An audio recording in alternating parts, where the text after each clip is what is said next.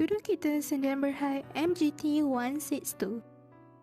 Hello, my name is Siti ALIAH and I will be explaining about introduction of management and the organizing part. Hi, my name is Syazana Adilah binti ZULHAIDI. Hello, hi, my name is AINUR NADHIRAH binti RAHMAN. Hi, my name is NURUL SHAKIRA. Hello, my name is AMIRA AFIFA and I will be touching on the last two chapters, which are the leading and controlling.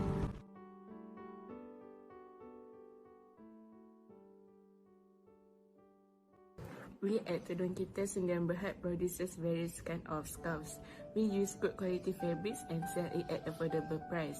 We as a manager use the POLC technique when running our business because we want to achieve our missions and visions.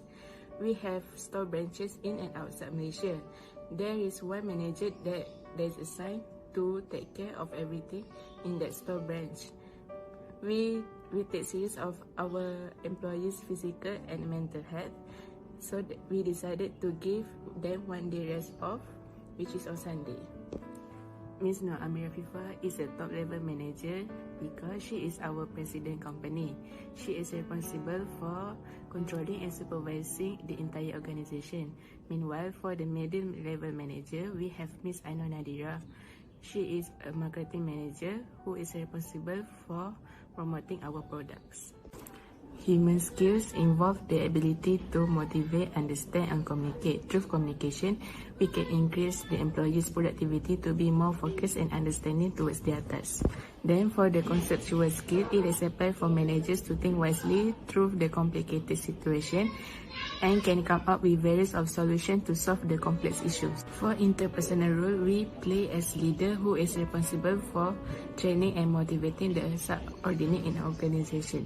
Then for informational role, we act as monitor and spokesperson. We seek out information that relates with our organization and transmit it to people outside our organization. Lastly, for decisional role, we act as entrepreneur by creating new ideas and improving our organization.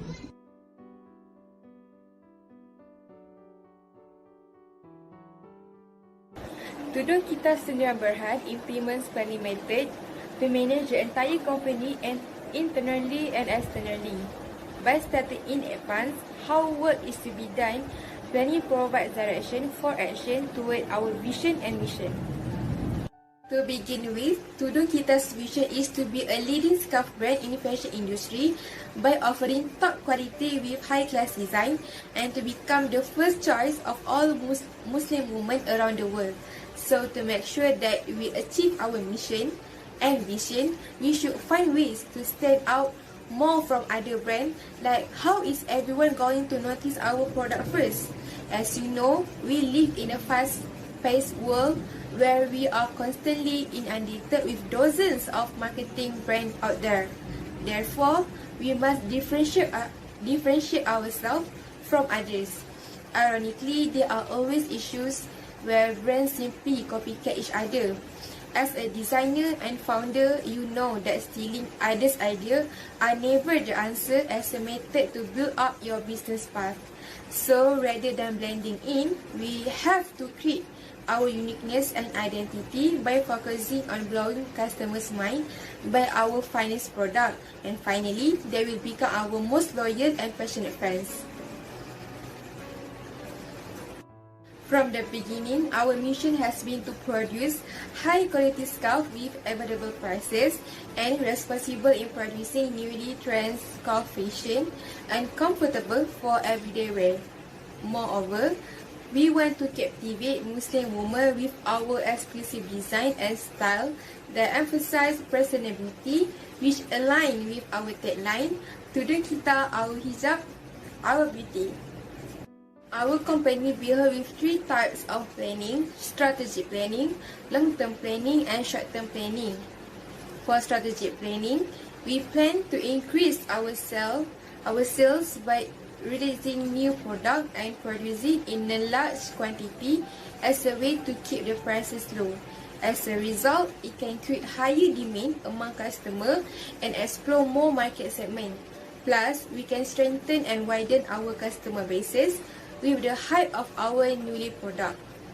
Besides, we will collaborate with other fashion brands to create brand new style and pattern of our scarf.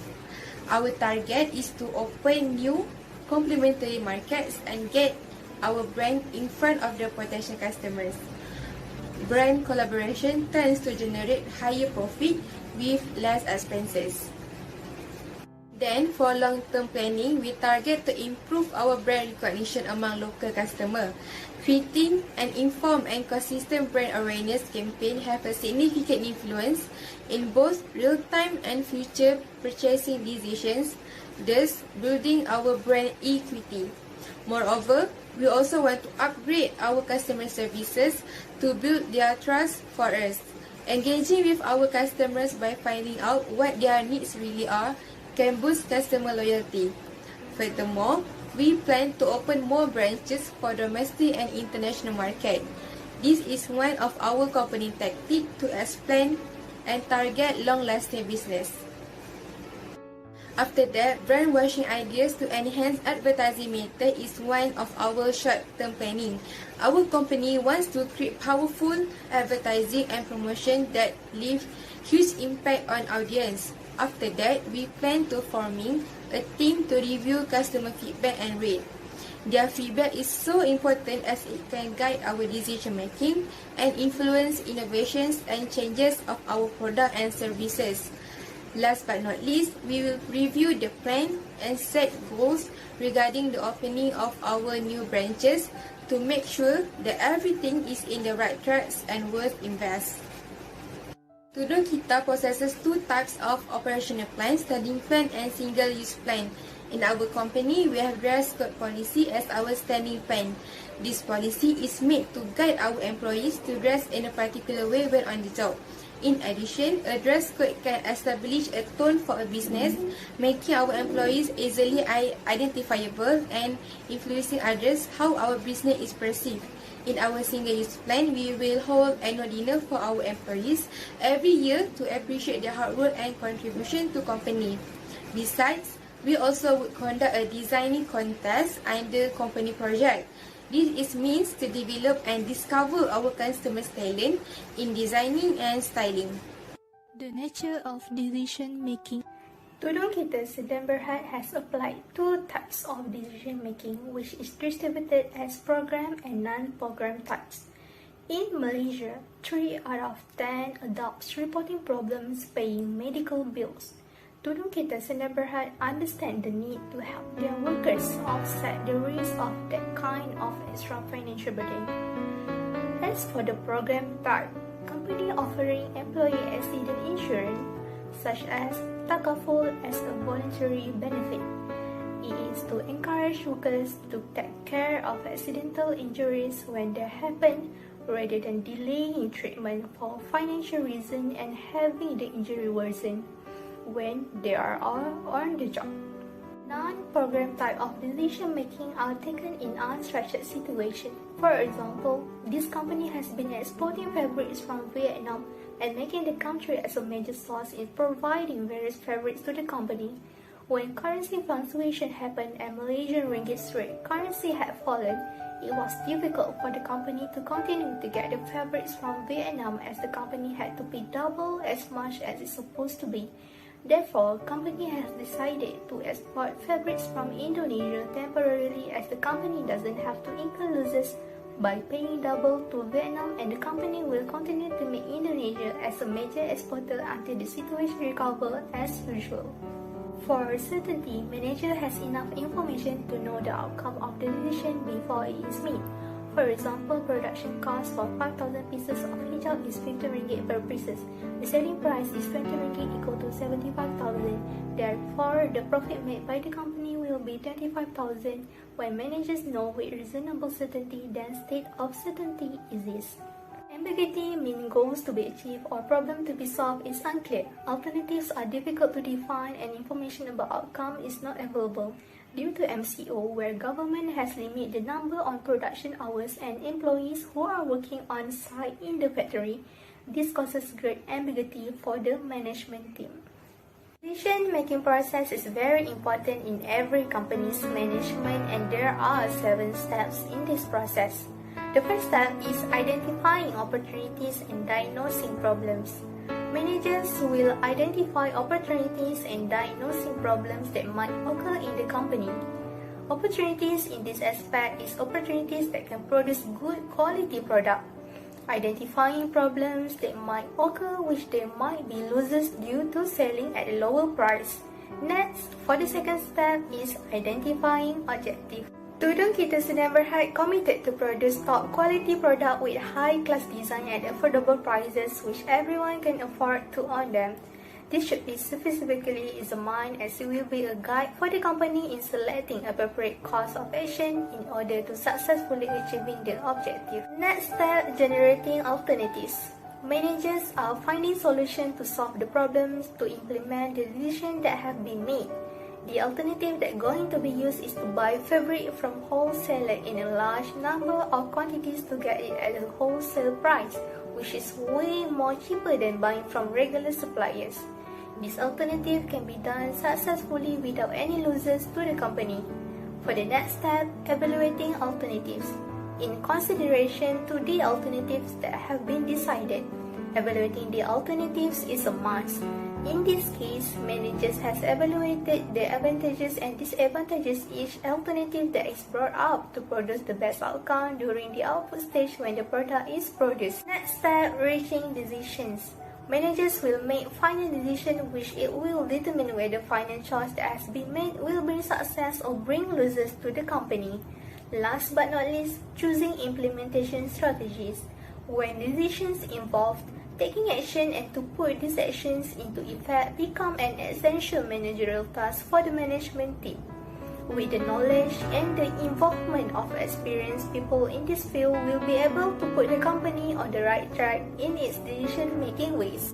Lastly, monitoring and evaluating feedback. The decision-making process is not complete until the impact of the decision has been fully evaluated.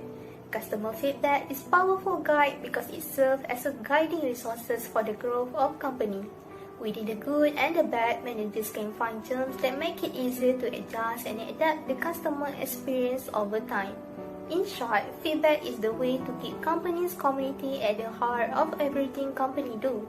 Managers must observe the impact of the decision and take further action if it becomes necessary.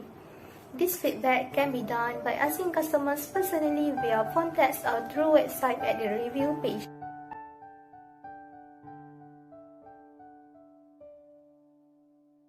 Firstly, aligning with company's mission and vision. Our mission is to produce high-quality scarf at affordable price. Meanwhile, our vision is to be a leading scarf brand in fashion industry. Secondly, determining tasks. We determine the task according to what we wanted to achieve in our missions and vision. Thirdly, grouping into subunits. We classify the tasks for every area such as marketing team and production team, so our company can function properly to finish the task assigned. Then coordinating resources. With all the tasks that have assigned in every team, they have to update their work with each team just to avoid any conflict happens. Lastly, monitoring and feedback. We monitor everything to check whether there is any problem occur or not. We want feedback from them so that we can analyze performance of each team. We use 3 structures in our organization.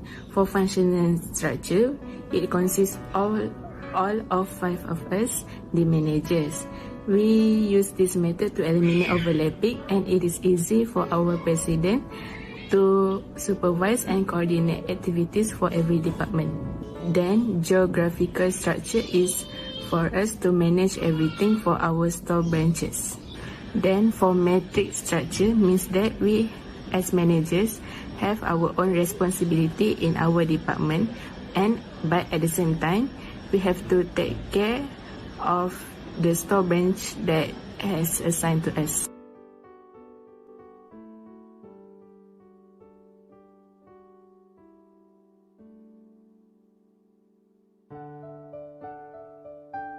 So the first level is psychology needs. Psychology needs is really important in order to survive at our workplace. So this is include shelter, rest, water, foods, and so on. Our company is using a systematic working hour or working schedule. We provide a comfortable pantry for our employees, so then they can refresh their energy by grabbing snacks or coffee if they feel tired. So this is the good idea to make sure they are motivated and they are ready to finish their work on time. The next is security needs. Security needs is also important as they need to feel safe and feel comfortable with their surrounding, so they can working well. Include as their health, their income, and so on. So we really concerned about their health. So if our employees is not feeling well, we will excuse them from coming to workplace. So the other employees will not have a health threat. The next one is income stability. Income stability is really important for them to survive their life in our current economic conditions. So the payday and the salary for a worker will not decrease without a reason. The payday is fixed, so we won't delay their salary, their payday. So then they can manage their monthly fees, their financial, and to pay their debt, to pay their loan, and so on. Third level of hierarchy of need, which is love or belonging. So as a human, we need to interact with others. So a good working environment is really important, and it can be derived by a good communication, by a friendship, and by the relation between employees and management. This environment will help them to enjoy their work and to help them to be productive. By then, it will help a company to achieve their goal. The lack of love, the lack of affiliation will cause the person to feel lonely and to feel depressed with their work. For esteem, as a person, we need a status, we need to feel recognized, we need to feel respected by others. So there's two categories of esteem. The first one is the needs to be respected from others, and the other one is the need of self-respect. So to gain respect from others, we need to achieve something in our life. So as management, when our employees are achieve their new target, achieve their sales or something, so we need to appreciate them by celebrating their achievement. So this can help them to promote their self-respect, to promote their self-confidence, and also it can motivate the other employees to be better. So the final level is self-actualization. Self-actualization can be achieved once a person has fulfilled all their lower level of needs. They start to realize their full potential. They start to feel confident with their work because they have improved their knowledge, their skills in work. So it can motivate them to be better and to do the best as they could for our company. Chapter 6, Leading. So these are the types of power used in Tudung kita that are categorized in two. Firstly is the formal power, and secondly is the personal power. Tudung kita using legitimate power, and for personal power, Tudung kita has been using referent power and expert power. Kita has always been using legitimate power, where this power are derived from a formal position or office held in Tudung kita company hierarchy of authority. In this case, the highest level or the top leader level is the Chief Executive Officer, CEO, that has the most legal authority over all employees underneath her. In Tudung kita, Miss AMIRA held this position that allows her to lead the entire company. Next is the referent power, where Tudung kita implemented this power from a leader's ability to influence people with their own capabilities to lead, which in turn gain them the respect and admiration from the employee underneath them. Tudung kita has always prioritized its leader or managers to demonstrate a strong interpersonal skills and communication skills that will help them to establish a greater relationship with the employee and creating a healthy, efficient, and proactive working environment among their department. Lastly, Tudung kita believe that expert power is a great asset to have, where a person possessing a vast knowledge and expertise in a particular area are considered highly valuable by the company. For example, a leader that has problem-solving skills enables them to make a quick, rational, and necessary decisions when facing problem or crisis. This person can certainly prove that they can handle any critical situations that need a great attention with a clear head. Moving on to the last chapter, controlling. In controlling, we will be talking about two things. Firstly, the controlling process, and then the types of control used in Tudung kita. So next is controlling process. There is 4 steps in controlling process, which starting with establishment of performance standard by the management team. Okay, so these performance standards are the goals or expectations for how the company should operate, like how we manage the company based on the targets or goals that we have. So this standard can be physically measurable, such as revenue, costs, and profits, or they can also be a personality or human-based standards, such as unit produced, number of defective products, or level of quality or customer service, things like that. So in Tudung kita, taking example of sales target. Okay, so we decided that this month we're gonna have 10K.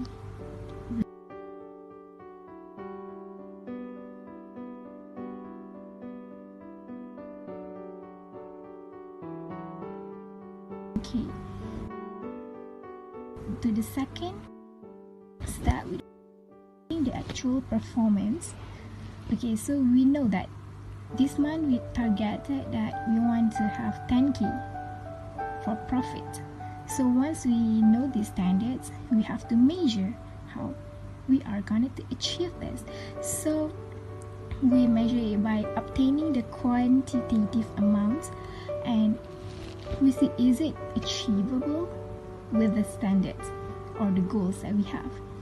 And then next we compare the actual performance to the standard. Okay, so we have the targets, we measured it already, and now we want to compare it. So we will be looking at the actual performance and the standards, and we compare these two and determine whether the measure is reaching towards our goals, which is 10K profit. If it is achievable, then we won't be taking a corrective actions, but if it is not, we will move to the next step, the last step, which is taking corrective actions, where changes need to be made after we identify the error during a measuring of the actual performance through the standards, and we fix it so there will be no issues for the next projects or the next targets. So yes. So for the last topic, which is the types of control, there are 3 types. First is the feedback control, where it involves gathering information about the past activity and evaluating the information so we can take the improvisation steps for the similar activities in the future. For example, feedback allows the finance team in Tudung kita to use the previous analysis for budgets and forecasting so they can make a improvisation step to develop more realistic plans for the next years. And then second one is concurrent control, where this is basically a process of monitoring and adjusting ongoing activities and processes, where it allows managers to identify and check any problem and examine it in order to take action before any loss is incurred. So for example, the production team will monitor how the machines are going. If there are problems, then they can immediately fix it. For example, buying a new machines or open a new warehouse, so they can control from the problem to arise. And lastly is the feed-forward control. Is a future directed control, where the managers can anticipate the problems in ahead of their occurrence, where actions can be taken before the problems arise. So that's all. Thank you.